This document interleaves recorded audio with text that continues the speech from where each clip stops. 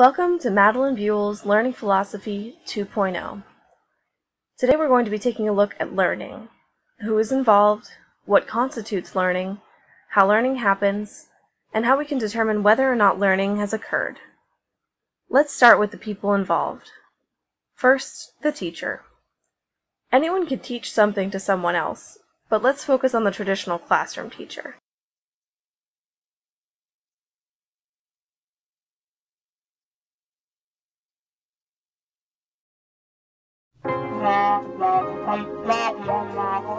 She said my name. Did you hear that? Did you hear how she said my name? Of course she said your name. She was calling the roll.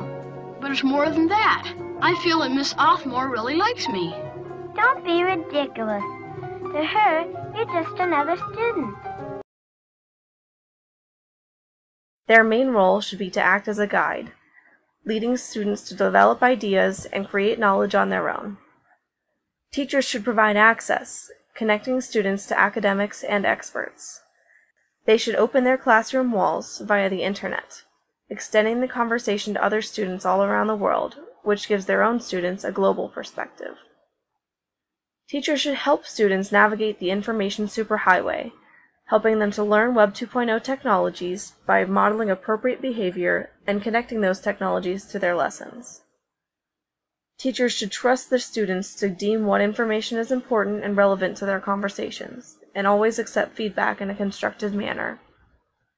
Ultimately, though, teachers should create experiences for their students, connecting knowledge creation to real-life situations so that students are able to make connections and grasp the significance of what they are learning.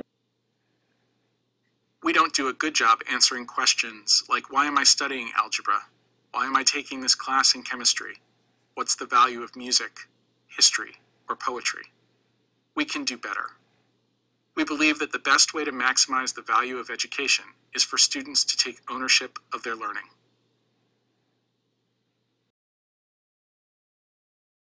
But students factor into this equation as well.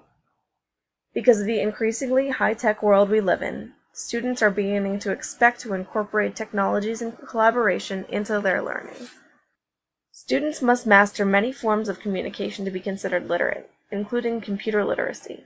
I think that in the same way that societies went from being oral-based societies to being writing-based societies, our society has gone from being a paper-based society into being a computer-based society, and thus anyone who is going to join the workforce needs to be qualified in the use of computers, because computers is really becoming, rather than a specialty, it's becoming a tool, that it's basic to every discipline, to every function that you might perform in the labor force. Students must be willing to learn, and they must be adaptable. The things and ways that we learn are subject to change, as are our opinions. As we take on new knowledge, we must be willing to reconsider things that we already know. Given the opportunity, students need to be comfortable voicing their own opinions in formats like blogging, and accept the responsibility that comes along with publishing information on the internet.